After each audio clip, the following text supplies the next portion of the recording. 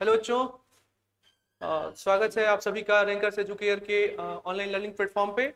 जय हिंद सभी को। और एक बार फिर से स्वागत है आप सभी का। देखिए, यहाँ पे जैसे आप लोगों को थंबनेल से पता चल गया होगा कि हम लोग कुछ ना कुछ सीयूईटी के बारे में बात करेंगे। बेसिकली टू द पॉइंट हम लोग केमिस्ट्री के बारे में बात करेंगे। ठीक है, केमिस्ट्री डोमेन के बारे में बात करेंगे, सीयूईटी यूजी केमिस्ट्री डोमेन के बारे में बात करेंगे। ठीक है, चूंकि रैंकर्स एजुकेयर की टीम आप लोगों के साथ लगी हुई है। 2025 का सीयूईटी रिजल्ट काफी अच्छा रिस्पांस मिलने के बाद हमारे 2026 में ऑफलाइन बैचेस स्टार्ट हो चुके हैं और उसके बाद अब हम ऑनलाइन पर आ चुके हैं आप लोगों की हेल्प करने के लिए, आप लोगों को गाइड करने के लिए और आपके सीयूईटी जर्नी में हेल्प करने के लिए। ठीक है, नो वन अब हम डिस्कस करेंगे कि थोड़ा सा कि सीयूईटी क्या है, सीयूईटी यूजी क्या है और केमिस्ट्री डोमेन क्या है, ये सारी चीजें हम लोग बात करेंगे। और ये जो सीयूईटी यूजी केमिस्ट्री की जर्नी है वो हम लोग आज से स्टार्ट करेंगे। तो बेसिकली कोई भी जर्नी है उसको स्टार्ट करने के पहले थोड़ा सा हमें रोड मैप जानना होता है, क्या है कैसे है और जो जर्नी है वो कितना टफ होने वाली है, कितना आसान होने वाली है। बेसिकली एक टूर है, जर्नी है। ठीक है, उसी को हमें अचीव करना है। और टू द पॉइंट अगर हम बात करें तो ये हमारा एक एग्जाम है। ठीक है, ये एक एग्जाम की जर्नी है या फिर ये एग्जाम का टूर है जो कि हम सीयूईटी के नाम से जानते हैं। थोड़ा सा बात करते हैं सीयूईटी के बारे में। तो ये है वो सीयूईटी मतलब कॉमन यूनिवर्सिटी एंट्रेंस टेस्ट। ठीक है, कॉमन यूनिवर्सिटी एंट्रेंस टेस्ट जो कि 2022 में स्टार्ट हुआ था और ऑनवर्ड ये होता जा रहा है।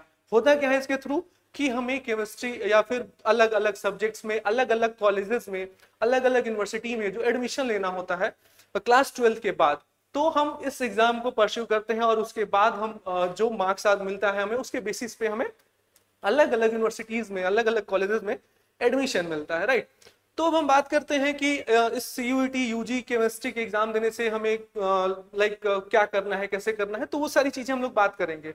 ठीक है, लेकिन अभी हम बात कर लेते हैं कि सीयूईटी की जर्नी कैसे होगी या फिर केमिस्ट्री डोमेन की जर्नी कैसी होगी, वो सारी चीजें हम लोग बात करेंगे। तो सबसे पहले अगर हम बात करते हैं सीयूईटी के बारे में, तो जैसा कि मैंने कहा कॉमन यूनिवर्सिटी एंट्रेंस टेस्ट, और ये 2022 में स्टार्ट हुआ था। और अभी जो ये सीयूईटी एग्जाम है वो एनटीए के द्वारा कराया जाता है। किसके द्वारा कराया जाता है? वो एनटीए के द्वारा। ठीक है, नेशनल टेस्टिंग एजेंसी। ठीक है, और यही जो एनटीए है एग्जाम करवाती है आपका जेई मेंस और नीट का भी। ठीक है, दोनों एग्जाम जो जेई मेंस है और नीट है वो क्लास 12 के बाद ही होते हैं, और जो हमारा सीयूईटी वाला एग्जाम है ये भी होता है क्लास 12 के बाद ही। सीयूईटी यूजी की हम लोग बात करेंगे टू द पॉइंट।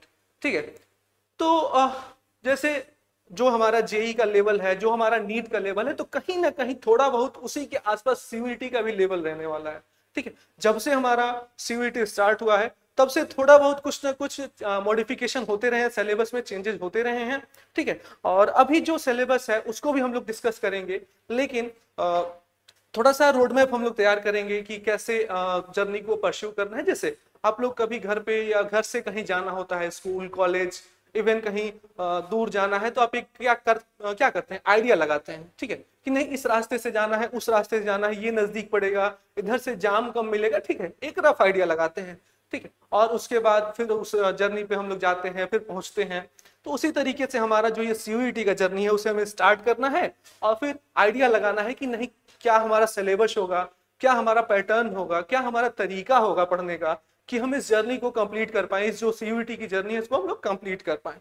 ठीक है, और उसी तरीके से ये तैयारी होगी 2026 के लिए जो सीयूईटी होने वाला है उसके लिए। और हम लोग बात करेंगे कि कैसे कैसे क्या एग्जाम का पैटर्न है, क्या अपडेटेड सिलेबस है, अपडेटेड एग्जाम पैटर्न क्या है।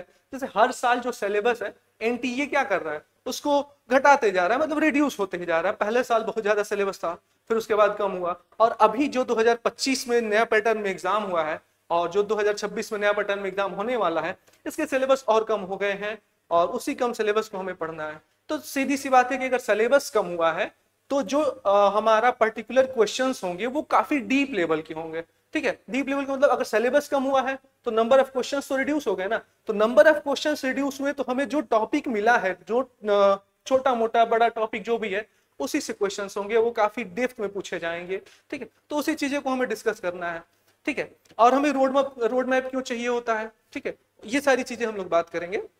हाँ, तो ये भी हम लोग बात कर लेते हैं कि रैंकर्स एजुकेयर की टीम आपको कैसे हेल्प करेगी। मैं यानी बाहुबली नहीं, आपका केमिस्ट्री का टीचर। ठीक है, मैं कैसे आपकी हेल्प करूंगा। ठीक है, तो जैसे देखिए, अब हम बात करते हैं, जैसे आप मान लीजिए घर पे हैं, ठीक, और लेट्स सपोज, थोड़ा सा आउट ऑफ द टॉपिक है ये चीज, कि अगर मान लीजिए कि कोई आपको कह रहा है घर से कि जाओ आटा चक्की से आटा लेके आओ, सपोज, ठीक है, अब मम्मी पापा या कोई भी घर पे है वो कह दिया कि जाओ आटा चक्की से आटा लेके आओ। अब उस केस में क्या हुआ, आपको रास्ता नहीं पता है कि किस रास्ते से जाना है, तो घर पे कोई होगा वो बताएगा कि नहीं भाई इस रास्ते से जाना, बीच में ये चीजें पड़ेंगी और उसके बाद आपका आटा चक्की आपका वहां पे अवेलेबल होगा, ठीक है।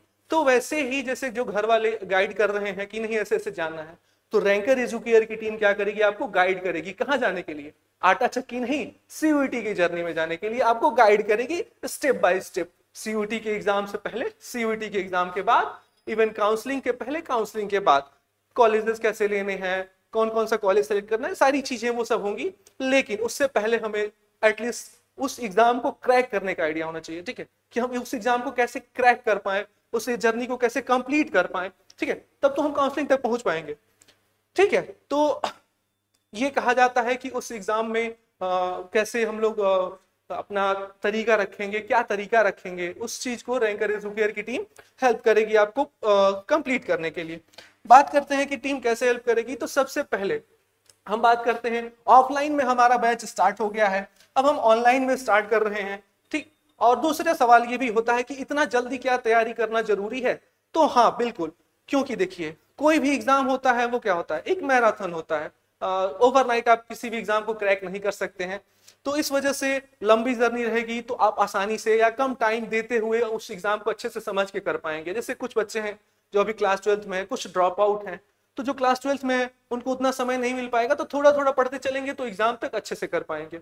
जो कुछ क्लास 12th का ड्रॉप ले लिए हैं बच्चे, तो सीधी सी बात है उनको भी डीप नॉलेज चाहिए होगा, ठीक है। अगर टाइम हमारे पास ज्यादा है तो हम अच्छे से पढ़ पाएंगे, डेप्थ में जा पाएंगे किसी भी टॉपिक में, ठीक है। अब सिलेबस रिड्यूस हुआ है तो टॉपिक डेप्थ में जाएगा, जैसे मैंने पहले बताया। तो आपको समय होना चाहिए आपके पास कि आप उस चीज को अच्छे से समझ पाओ, तो इसलिए थोड़ा जल्दी स्टार्ट करना पड़ेगा हमें, लेट किए तो फिर दिक्कत हो सकती है, ठीक है।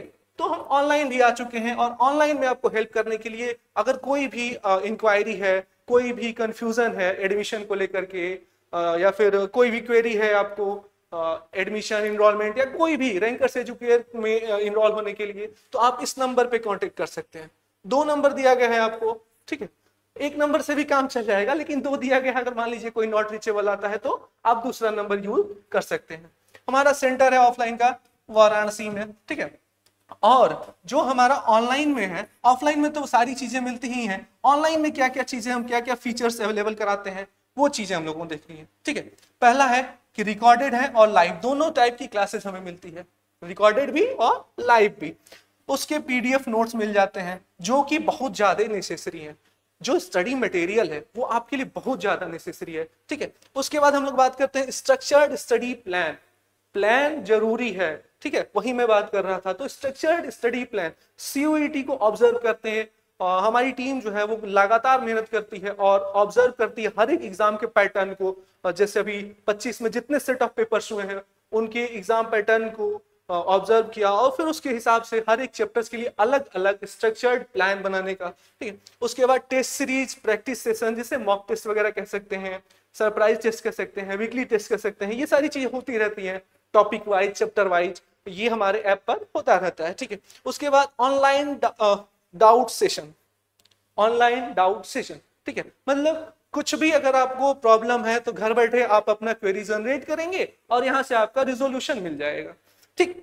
तो ये सारी चीजें रैंकर्स एजुकेयर के ऐप पर होती हैं। ये ऐप कुछ ऐसा दिखता है, ठीक है, और आप इसको स्कैन करके यहां से डाउनलोड भी कर सकते हैं प्ले स्टोर से। ये आइकन मिलेगा आपको जब आप प्ले स्टोर ओपन करेंगे फोन में, तो आपको ये आइकन मिलेगा, ठीक है। ऑनलाइन चूंकि स्टार्ट करें हम लोग, तो यूट्यूब तो अवेलेबल है ही आप लोगों के लिए, लेकिन आप ऐप पर भी जा सकते हैं। अब इससे क्या फायदा होगा, फायदा ये होगा कि ऐप में बहुत सारी चीजें अलग से मिल जाती हैं। यूट्यूब पे तो मतलब उतना रिकॉर्डेड लाइव या फिर चीजें नहीं मिल पाती हैं, इस वजह से हम लोग ऐप को कंसिडर करते हैं जहां पर हम डाउट सेशन भी क्रिएट कर सकते हैं, बाकी सारी चीजें भी हेल्प करती हैं, ठीक है। तो ये सारी चीजें हो गई। इसके बाद हम बात करते हैं जो हमारा अपडेटेड एग्जाम पैटर्न है उसके बारे में, ठीक है। यहां तक कोई समस्या नहीं होनी चाहिए। अब हम बात करेंगे अपडेटेड एग्जाम पैटर्न के बारे में। क्यों चाहिए होता है हमें रोड मैप, ये क्या है, एक माइंड मैप है, रोड मैप है कि किस तरीके से हमें आगे बढ़ना है, ठीक है। तो आप लोग अगर थोड़ा बहुत महाभारत का ज्ञान रखते होंगे तो उनमें एक शकुनी मामा थे, उन्होंने कहा था कि रणभूमि में खेलने से पहले मनोभूमि में खेला जाता है।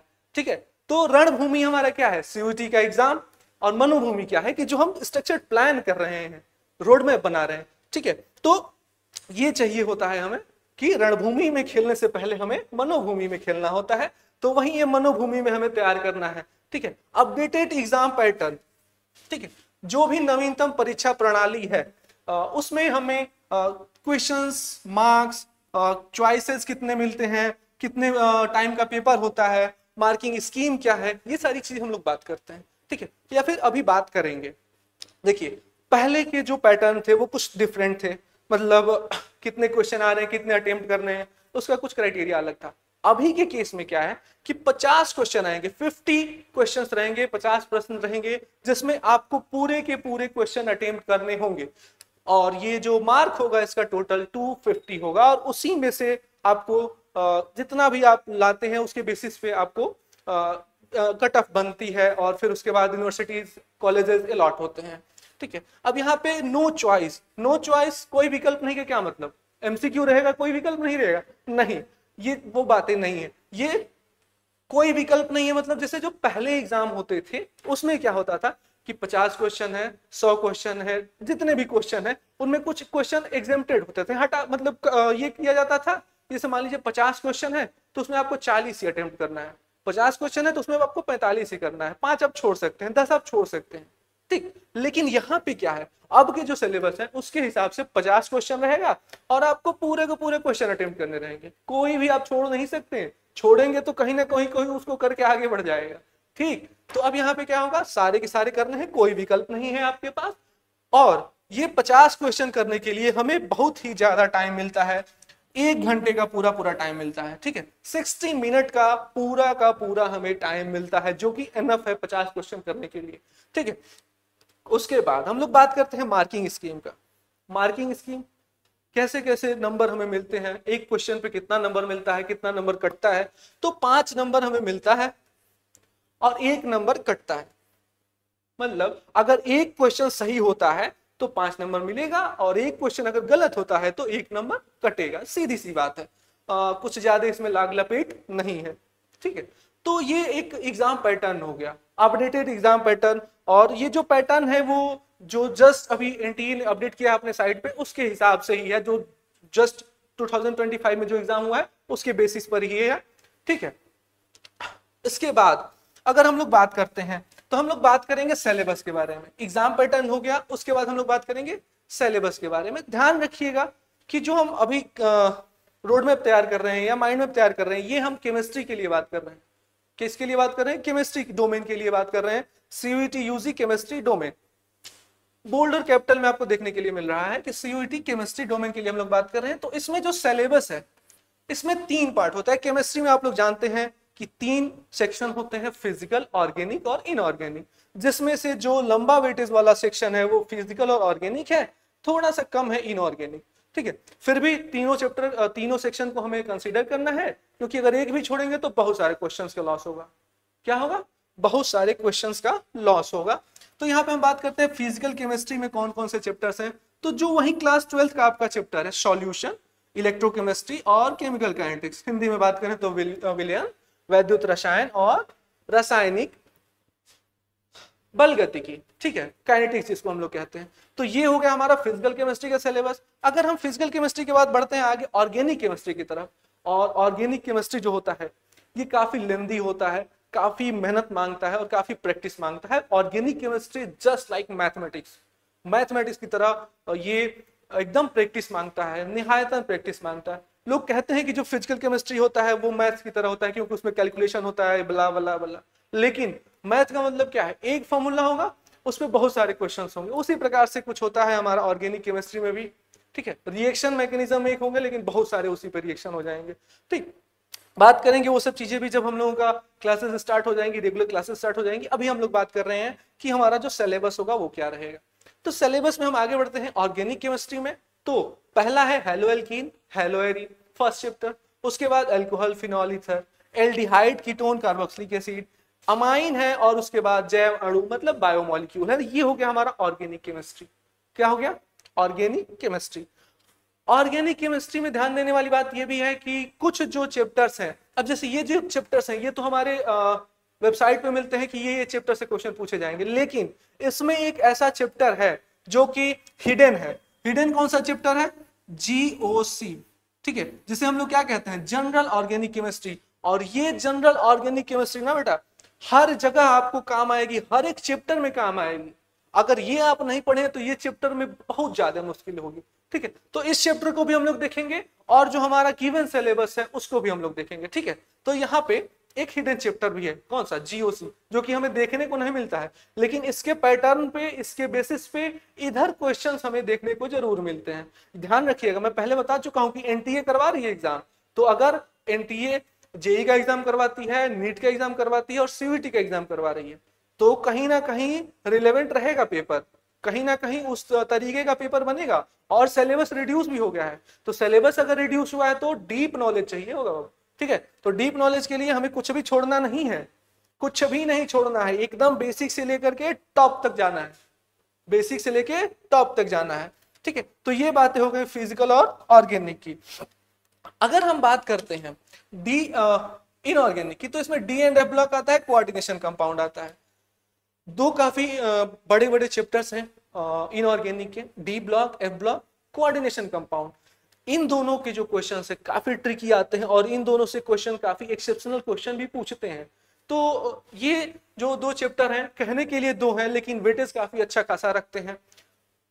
वेटेज का मतलब कि इन दोनों चैप्टर से भी काफी अच्छे नंबर कोई क्वेश्चन आते हैं और इन दोनों को भी हम लोग इग्नोर नहीं कर सकते हैं। माना कि फिजिकल और ऑर्गेनिक में ज्यादा नंबर के क्वेश्चन आते हैं, लेकिन इन दोनों को बिल्कुल इग्नोर नहीं किया जा सकता है, ठीक है। इस बात का हमेशा आप लोग ध्यान रखेंगे, ठीक। तो ये हो गया हमारा अब तक का अपडेटेड पैटर्न, अपडेटेड सिलेबस। अब जो सिलेबस के बाद की बात जो हम लोग करते हैं वो ये करते हैं कि भाई किस चैप्टर से कितना क्वेश्चन आ रहा है, किस चैप्टर पे ज्यादा फोकस करना है, किस चैप्टर पे कम फोकस करना है। तो मैं एक चीज तो कहूंगा यार कि फोकस तो हर एक चैप्टर पे करना है, कम या ज्यादा वाली तो सवाल ही नहीं पैदा होता। हर एक चैप्टर को हमें पढ़ना है, क्योंकि अगर कोई चैप्टर को छोटा मान करके अगर उसे हमें छोड़ के जाते हैं, तो अगर दो क्वेश्चन भी उस चैप्टर से आया तो समझ रहे हो, दो क्वेश्चन का मतलब 10 नंबर, 10 नंबर आपको कहां पीछे लेके जाएगा आपको नहीं अंदाजा, ठीक। कोई चैप्टर को छोड़ना नहीं, हर एक चैप्टर पे फोकस करना है। हाँ, जो बड़ा चैप्टर है उसको पहले पढ़ लेना है, क्योंकि अगर पहले से पढ़े रहेंगे तो एक कॉन्फिडेंस बिल्ड होता है। बड़े चैप्टर से क्वेश्चन ज्यादा आते हैं और ज्यादा क्वेश्चन आप पहले मॉक में कर पाएंगे तो कॉन्फिडेंस आए। बस इतना है कि पहले करना है बाद में करना है। पहले वो करेंगे जिसका जो वेटेज ज्यादा है, बाद में करेंगे उसको जिसका वेटेज कम है, लेकिन फोकस बराबर सब पे रखना है, सब पे बराबर ध्यान देना पड़ेगा, तब जाकर के कुछ हासिल हो पाएगा, ठीक है। इसके बाद हम बात करते हैं कि कुछ एनालिसिस है हमारी पीवाईक्यूज की। टीम ने हमारी काफी मेहनत करके आप लोगों के लिए एनालिसिस किया और फिर उन्होंने एग्जाम के पैटर्न को समझा, उसके बाद उन्होंने क्वेश्चंस को फाइंड आउट किया। तो ये देखने को मिला। देखिए एक चीज और है, जो पहले हुआ है 2025 से पहले जो भी एग्जाम्स हुए हैं उनका पैटर्न थोड़ा अलग था, तो वो पैटर्न को इसमें इंक्लूड नहीं किया गया। 25 का ही पेपर है और अलग अलग सेट्स के पेपर हैं, उनसे ये ऑब्जर्वेशन निकाला गया है और आप लोगों के समक्ष लाया गया, ठीक है। अब इसमें अलग अलग अप्रोक्सीमेट क्वेश्चंस निकाले गए हैं। सबसे ज्यादा आप लोग देख रहे हैं कहां से क्वेश्चन है, एल्डिहाइड, कीटोन और कार्बोक्सिलिक एसिड से। उसके बाद जस्ट जो इनऑर्गेनिक का चैप्टर है डी एंड एफ ब्लॉक, उससे है, ठीक है। 20 से 25, 25 से 30, ये सब इतने वेटेज वाले क्वेश्चंस हैं। वो सब कहां से आ रहे हैं, कुछ ऑर्गेनिक से है, कुछ इनऑर्गेनिक से है, कुछ फिजिकल से है। तो कोई भी सेक्शन हम छोड़ नहीं सकते हैं। पहले हमें इन चैप्टर्स को ध्यान देना होगा कि इतने बड़े बड़े जो चैप्टर्स हैं, बड़े बड़े का मतलब क्या, वेटेज ज्यादा रखे हैं। क्या रखे हैं, वेटेज ज्यादा रखे हैं, तो इनको हमें ध्यान में रखना है, इनको इग्नोर नहीं कर सकते हैं। और ये जो अप्रॉक्स क्वेश्चन है, अप्रॉक्स मार्किंग है, ये आपके लास्ट ईयर के पेपर पीवाईक्यूज से ही निकाले गए हैं और उन्हीं के बेसिस पे दिखाया गया है, बताया गया है कि नहीं भाई हमें किस चैप्टर पे कितना ध्यान देना है और कैसे हम अपने जर्नी को कंप्लीट कर सकते हैं, ठीक है। उसके बाद कुछ और चैप्टर्स हैं जिनमें थोड़े कम नंबर्स के हैं, लेकिन फिर भी उनसे भी क्वेश्चंस हर एक सेट में 3-4, 2-3, 1-2 क्वेश्चंस पूछे ही गए हैं। अब किसी में 1 है, किसी में 2 है, वो अलग अलग सेट्स में देखा गया है, लेकिन इग्नोर नहीं कर सकते हैं। ये एक रफ आइडिया हम लोग लगा रहे हैं कि हर एक चैप्टर में किस में कितना हमें फोकस करना है। ठीक है, तो यही दोनों हमारे पास स्लाइड है जिसमें हमें देखने को मिलता है अलग अलग एग्जाम में अलग अलग जो हमारा मार्किंग स्कीम रहा है या फिर जो मार्क्स रहे हैं, वेटेज रहे हैं वो। ठीक है, ये सारी चीजें हमें जानने की जरूरत क्यों पड़ती है? ठीक है, इसलिए पड़ती है बाबू कि हमें अगर नहीं पता रहेगा कि किस चैप्टर पे कितना फोकस करना है तो कहीं ना कहीं हम गलती कर देंगे। ठीक है, तो ये चीजें हमें एकदम पता होनी चाहिए कि कहां से कितना आ रहा है, पैटर्न क्या है, हम किस तरीके से आगे बढ़ सकते हैं, कब से स्टार्ट कर सकते हैं। ठीक है, माना कि सिर्फ क्लास 12 का सिलेबस है, लेकिन अगर अभी से नहीं स्टार्ट करेंगे तो फिर दिक्कत हो जाएगी। क्यों दिक्कत होगी? सिलेबस कम है, मतलब डीप नॉलेज पूछेगा एग्जामिनर। ठीक है, डीप नॉलेज पूछेगा, आपको ज्यादा पढ़ना पड़ेगा डीप नॉलेज के लिए, और ज्यादा नहीं पढ़ेंगे, ज्यादा समय नहीं देंगे तो फिर दिक्कत होगी, एग्जाम क्रैक नहीं कर पाएंगे आप लोग, तो फिर मुश्किल होगी। और ये चीज ध्यान रखिएगा, एनटीए एग्जाम करवा रहा है तो कुछ ना कुछ पेपर टफ रहेगा। ठीक है, तो ये हो गया हमारा एनालिसिस पीवाईक्यू का। उसके बाद हम बात करते हैं कि हमें कौन सा रिसोर्स फॉलो करना चाहिए। ठीक है, अब तक तो हम लोग बात कर ली कि पैटर्न क्या होगा। सबसे पहले हम लोग मनोभूमि में तैयार कर लिए हैं कि नहीं भाई रणभूमि का मैदान क्या होगा, रणभूमि के जो इर्द गिर्द जो हमारे हथियार होंगे वो कैसे होंगे, ये सारी चीजें हम लोग बात कर लिए हैं कि अपडेटेड सिलेबस क्या होगा, अपडेटेड पैटर्न क्या है, फिर उसके बाद मार्किंग स्कीम क्या है, वेटेज कितने हैं किस चैप्टर में, ये सारी चीजें हम लोग बात कर लिए हैं। अब जो मुद्दा आता है कि हम लोग क्या करें, इतनी चीजें तो हमें पता चल गई, अब क्या करें, कैसे तैयारी शुरू करें, कहां से स्टार्ट करें। तो स्टार्ट करने के लिए ना बाबू एक चीज मैं कहना चाहूंगा कि अगर आप कुछ भी अगर कर रहे हैं स्टार्ट, तो उसमें आपका खुद का एनालिसिस होना बहुत जरूरी है। हम तो यहां से बता दिए, ठीक है, आप कहीं और से भी जानकारी इकट्ठा करोगे, लेकिन जो आपका एनालिसिस होगा ना, किसी टीचर का आपको अच्छे से समझ में आ रहा है, किसी टीचर का आपको अच्छे से नहीं समझ में आ रहा है, तो उसको आपको एनालिसिस करना होगा, आपको स्टडी मटेरियल पहचानना होगा कहाँ का बेस्ट है। ठीक है, अब हमारे यहाँ का जो स्टडी मटेरियल है वो मॉडिफाइड है, एकदम टू द पॉइंट, एकदम जो चाहिए होता है हमें उस तरीके से, और जो लेक्चर्स होते हैं हमारे वो बिल्कुल मॉडिफाइड होते हैं, एकदम अपडेटेड एग्जाम पैटर्न पे। काफी टीम मेहनत करती है, बहुत घंटों लगातार मेहनत करने के बाद एक चैप्टर तैयार होता है। ठीक है, तो हमें रिसोर्स कौन से फॉलो करने हैं? पहला जो रिसोर्स है हमारा एनसीईआरटी, ब्रह्मास्त्र है हमारा। क्या है? ब्रह्मास्त्र है। तो ब्रह्मास्त्र है हमारा एनसीईआरटी, अगर इसको हम लोग छोड़े तो फिर कुछ नहीं हो पाएगा। दूसरा, रैंकर्स एजुकेयर के लेक्चर्स, जो यहाँ पे लेक्चर्स कराए जाएंगे बाबू, चाहे वो यूट्यूब हो चाहे वो ऐप हो, तो आपको ध्यान रखना है कि रैंकर्स एजुकेयर के लेक्चर्स करने हैं, एनसीईआरटी पढ़ना है, और उसके बाद प्रीवियस ईयर क्वेश्चंस करने हैं। क्या करने हैं? Previous year question.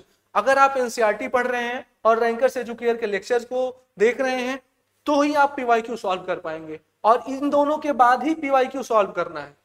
किसी भी एग्जाम में जो पीवाईक्यू होता है, पीवाईक्यू मतलब प्रीवियस ईयर क्वेश्चन, पिछले वर्ष में जो क्वेश्चंस आ चुके हैं उनके बारे में हमें बात करना होता है। तो पीवाईक्यू काफी इंपॉर्टेंट है, तो उससे आपको आइडिया लगता है कि किस तरीके का क्वेश्चन बन रहा है, किस टॉपिक तो समझ में आ गया लेकिन उस टॉपिक से क्वेश्चन नहीं कर पा रहे हैं, तो वो कहां से होगा? कुछ जो हम कराएंगे और कुछ जो आप पीवाईक्यू करेंगे, उससे आपको आइडिया लगेगा। ठीक, उसके बाद जो सबसे इंपॉर्टेंट चीज है वो क्या है? रिवीजन। ठीक है, रिवीजन क्या है? रिवीजन अगर आप नहीं कर रहे हैं तो फिर कोई मतलब नहीं है। केमिस्ट्री एक ऐसा सब्जेक्ट है कि अगर आप प्रैक्टिस नहीं कर रहे हैं, रिवाइज नहीं कर रहे हैं, तो वो भूल जाएगा। ठीक है, वो आप उसके कॉन्सेप्ट आपके इधर उधर मिक्स होने लगेंगे। ठीक है, तो रिवीजन बहुत ज्यादा जरूरी है। आप सब कुछ पढ़ लिए, सब कुछ पढ़ लिए, आपको रिवाइज नहीं कर रहे हैं तो क्या मतलब है? कोई मतलब नहीं है। चाहे कोई भी आप स्पोर्ट्स में ही देख लो या फिर कुछ भी देख लो, अगर आप प्रैक्टिस नहीं कर रहे हैं, क्रिकेट को एग्जांपल ले लो, आप बहुत अच्छा क्रिकेटर हो, ठीक है, अगर आप एक हफ्ता प्रैक्टिस नहीं करो तो क्या कहते हैं? अरे यार फॉर्म चला गया, इसका फॉर्म चला गया, प्रैक्टिस कम हो गई, इस वजह से ये दिक्कत हुआ, फोकस कम हो गया, इस वजह से ये दिक्कत हुआ। ठीक है, तो आपको प्रैक्टिस करना है, फोकस करना है, पीवाईक्यूज अटेम्प्ट करने हैं, तब जाके आप अच्छे से रिवाइज कर पाओगे। ठीक है, ये चीजें मतलब हो जाएगी, हम कराएंगे आपको धीरे धीरे। यहाँ पे हम लोग बराबर रहेंगे, आपसे जुड़े रहेंगे, आप हमसे जुड़े रहेंगे, तो वो चीजें होती रहेंगी, उस पर ज्यादा दिक्कत वाली बात नहीं है। लेकिन हाँ, ध्यान रखना है कि ये भी जरूरी है। उसके बाद जब हम बात करते हैं तो हमारा आता है मॉक टेस्ट। ठीक है, मॉक टेस्ट इसलिए इंपॉर्टेंट हो जाता है कि इससे हमें आइडिया लगता है कि हम कितने पानी में हैं भाई। कितने पानी में है ये हमें पता चल जाता है मॉक टेस्ट से। और ये कब करना होता है? जब आपका सिलेबस कंप्लीट हो गया हो, जब आप पीवाईक्यू कर लिए हैं, तब आप जाते हैं मॉक टेस्ट की तरफ। मॉक टेस्ट आपको एकदम वो करता है, प्रिसाइज करता है, जो सिलेबस है आपका उसके बेसिस पे जो क्वेश्चंस आते हैं उसको आप अटेम्प्ट करते हो तो आइडिया लगता है। और मॉक टेस्ट इसलिए भी इंपॉर्टेंट होता है क्योंकि आप उसमें आप टाइम मैनेजमेंट भी सीख पाते हो कि 50 क्वेश्चन करना है तो 50 क्वेश्चन कितने टाइम में हम कर पाएंगे। फिर उसके बाद ये भी आप मैनेजमेंट कर पाओगे किस सेक्शन पे कितना टाइम देना है। तो ये सब कैसे होता है? मॉक टेस्ट से होता है।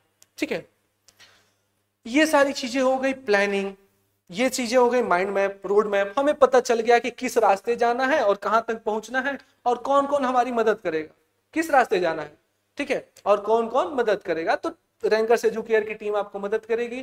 किस रास्ते जाना है वो आप सेलेक्ट करेंगे, ऑफलाइन या online. Better is to go offline, online भी है हम लोग अवेलेबल।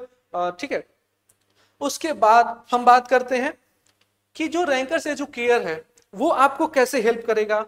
ठीक है, रैंकर एजुकेयर काफी अपना एफर्ट लगाता है, मेहनत करते हैं हम लोग, टीचर्स मेहनत करते हैं, टेक्निकल स्टाफ मेहनत करता है, तब जाके ये मटेरियल्स तैयार हो पाते हैं। ये कुछ स्पेशल बुक्स है, वो क्या है?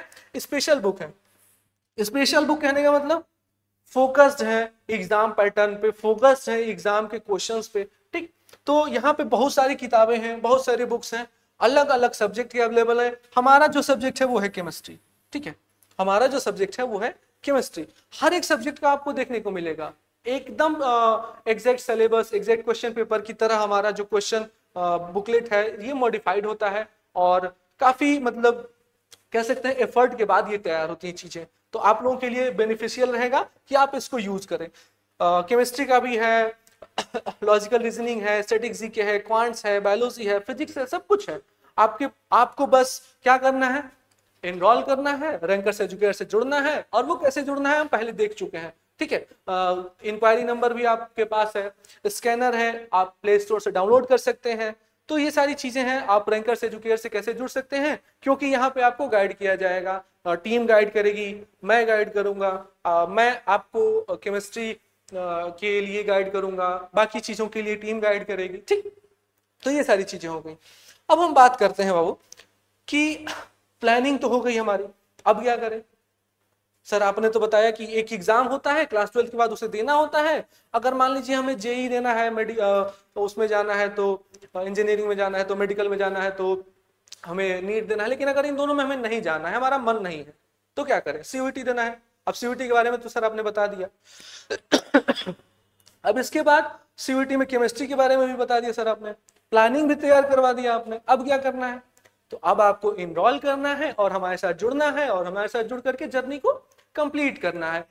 ठीक है, अब इसमें एक और इंपॉर्टेंट बात है बाबू कि हम ये कहना चाहेंगे कि better planning is not surety of getting success. Better planning is not surety for getting success. English में है, एक्सप्लेन करेंगे हम गेटिंग सक्सेस। ठीक है, it must be executed, it must be executed. ठीक है, इट मस्ट बी एग्जीक्यूटेड। अब इसका मतलब क्या है कि हम लोगों ने प्लानिंग तैयार कर लिया, सब कुछ तैयार कर लिया, लेकिन इसका मतलब ये नहीं है कि सिर्फ प्लानिंग करने से हम अपना सक्सेस को हासिल कर लेंगे ना, बिल्कुल नहीं। आपके साथ जो टीम है वो अच्छी होनी चाहिए, आपके साथ जो मटेरियल है वो अच्छा होना चाहिए, उसके बाद जो आप प्लान कर रहे हैं वो पालन होना चाहिए, एग्जीक्यूटेड होना चाहिए। कोई भी प्लानिंग कर रहे हैं, आप बैठे हुए हैं, प्लान करके मस्त से नहीं होगा। आपको प्लान को एग्जीक्यूट करना पड़ेगा, पालन करना पड़ेगा। आप जो टाइमिंग बना रहे हैं, आप जो शेड्यूल बना रहे हैं, जिस टीम को फॉलो कर रहे हैं, उस टीम को अच्छे से फॉलो करना है। ठीक है, ये चीजें करनी होती हैं, तब जाकर के आप जब तक एग्जीक्यूट नहीं करोगे तब तक कुछ नहीं होगा। और मैं एक और चीजें बताना चाहूंगा आप लोगों को कि मिसगाइड नहीं होना है। जैसे आपके कोई भैया दीदी होंगे, ठीक है, उनको सब्जेक्ट नॉलेज अच्छा होगा, वो किसी न किसी सेंट्रल यूनिवर्सिटी में होंगे, बट हो सकता है कि उनका समझने का तरीका अलग हो, उनका समझने का आईक्यू लेवल अलग हो। ठीक है, आपको अपना तरीका अपनाना है, आपको क्या चीजें आपको अच्छी लग रही हैं वो देखना है, आपको एनालिसिस करना है कि आपको कौन सा मटेरियल अच्छा लग रहा है। ठीक है, तो वो चीजें आपको देखनी है, उसके बाद ही आपको कुछ डिसीजन लेना है, ये कहने का मेरा मतलब है। ठीक है, तो मिसगाइड नहीं होना है। जिस भी टीम को आप फॉलो कर रहे हैं, जो भी मटेरियल फॉलो कर रहे हैं, एकदम ब्लाइंडली फॉलो करके चले जाइए उसके साथ। ठीक है, और मैं ये दावा करता हूं यहां से कि अगर आप हमारे साथ जुड़ रहे हैं, अगर आप हमको ब्लाइंडली फॉलो कर रहे हैं, मतलब और कहीं भटकते नहीं, मिसगाइड नहीं होते हैं, तो you will get sure success. ठीक है, आपको सफलता निश्चित मिलेगी और सीयूईटी की जर्नी को आप जरूर कंप्लीट करेंगे। ठीक है, इसी के साथ मैं साइन ऑफ करूंगा, आज के लेक्चर को खत्म करेंगे और फिर हम अपनी जर्नी जो है, पर आज की तो प्लानिंग हो गई, अब हम अपनी जर्नी स्टार्ट करेंगे। ठीक है, तो अगले लेक्चर से हम लोग क्या करेंगे, अपनी जर्नी स्टार्ट करेंगे और आपसे जुड़ेंगे। ठीक है, तब तक के लिए धन्यवाद, जय हिंद, बाय बाय।